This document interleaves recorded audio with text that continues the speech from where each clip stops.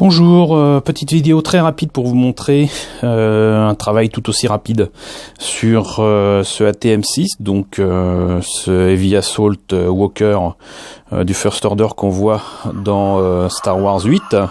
Désolé, je passe mon temps à appuyer sur ce bon sang de bouton qui est bien dissimulé, mais voilà, qui est là. Pour vous montrer que voilà, je l'ai peint exactement avec la même méthode que la TACT, à savoir donc base noire, puis blanc, gris, ce que vous voulez, à la bombe, de telle manière à avoir donc une surface préparée mais pas uniforme du tout. Ensuite, brossage à sec, gris, gris bleu, blanc, pour l'instant. Et je dois dire que si certains détails m'offusquent un petit peu comme voilà ces trucs articulés des jambes qui sont en un seul bloc plastique, ça se voit notamment là ici. Ça me déplaît fortement, le fait qu'il y ait des trous sous les pieds aussi, ça me déplaît complètement. Mais je vous montrerai bientôt ce que j'ai trouvé comme solution pour la TACT du coup, pour ce brave ATM6. Donc voilà, brossage à sec donc de base. Et vous voyez, moi je trouve quand même que déjà ça rend nettement mieux.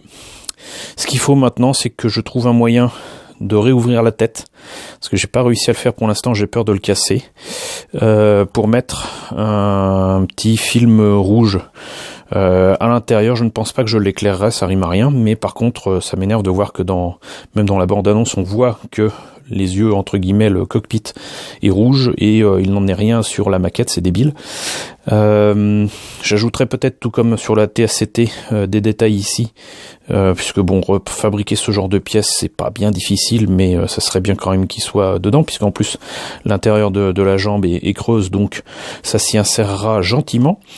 Voilà, donc c'était juste pour vous montrer l'évolution au niveau peinture de ce brave ATM6 et en profiter pour m'excuser. Je pensais avoir fait un montage correct avec les différentes vidéos, les différentes parties de vidéos que j'avais fait du montage et de la présentation de la maquette à la sortie de la boîte. Ça n'a pas été le cas. Il y a une petite erreur, je serais incapable de vous dire pourquoi il y a eu cette erreur. Il y a une séquence qui se répète 2 fois dans la vidéo. 1000 excuses, ne m'en veuillez pas. J'ai vraiment galéré, même si ça échappe à certains, pour faire ce montage. J'ai fait ce que j'ai pu.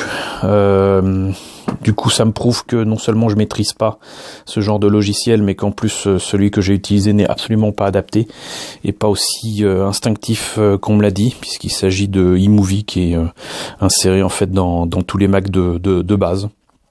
J'ai essayé aussi de monter, de bricoler un PC avec des amis. Pour l'instant, le résultat n'est pas conséquent, puisque je n'arrive plus à rallumer le PC qui était pourtant monté. Mais voilà, c'est pas, encore une fois, mon domaine, hein, l'informatique. Je suis un utilisateur d'ordinateur depuis certainement bien plus longtemps que beaucoup de personnes dans le coin.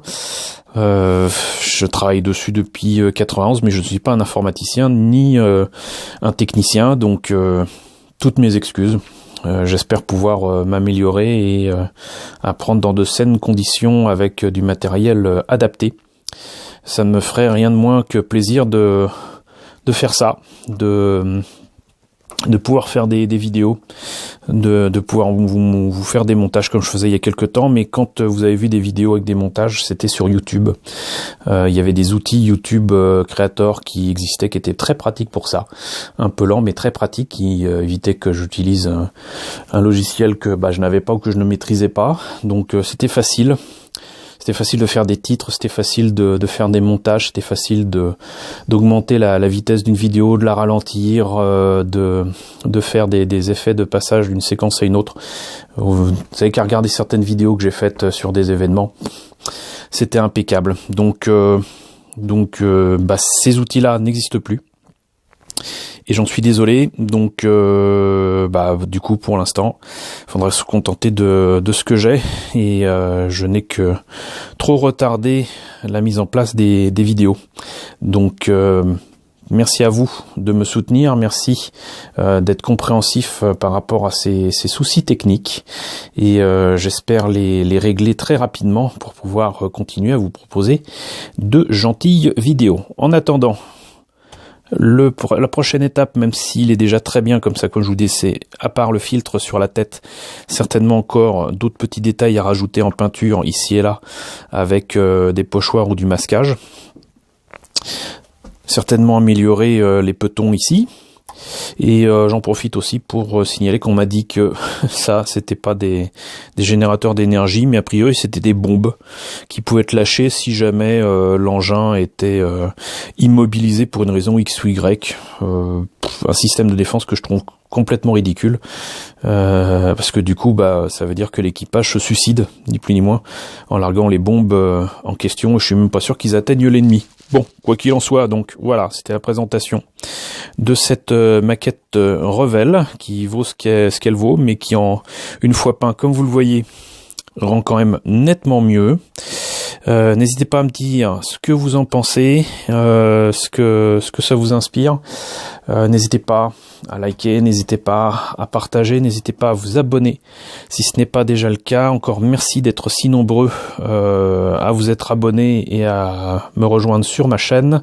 J'en profite pour vous dire que cette semaine, qui est presque fin janvier, les 27 et 28 janvier, je vous l'ai dit dans la vidéo du Nouvel An, mais les 27 et 28 janvier, je serai du côté de Vichy, très exactement à Saint-Germain-des-Fossés, pour une première convention qui s'appelle Game Show. Je serai accompagné de beaucoup d'amis, Alexis Talone, Amandine, sa femme, mon ami Ratatarsé, qui fait des customs de jouets, surtout de Macross, absolument fantastiques. Donc j'y serai accompagné par mon ami Doikim, dont je vous parle souvent, et on va aller ensemble là-bas exposer de belles maquettes. Donc si vous avez l'occasion, et si vous êtes dans cette région-là, du côté de Vichy, ou du côté de Cusset, pour ceux qui connaissent, n'hésitez pas à aller à Saint-Germain-des-Fossés pour voir Game Show. Je vous mettrai les liens dans la description de la vidéo, pour que vous ayez toutes les informations. Ça sera l'occasion de nous y croiser, ça sera l'occasion de voir certaines de mes maquettes, et peut-être de voir des démos, et même, surtout, de participer peut-être à une initiation de montage de Gunpla. Voilà. Donc, écoutez, merci à vous en tous les cas. N'hésitez pas à me dire ce que vous en pensez dans la section commentaires. N'hésitez pas à liker, n'hésitez pas à partager, n'hésitez pas à vous abonner, et je vous retrouve très bientôt pour de nouvelles vidéos autour des maquettes Star Wars.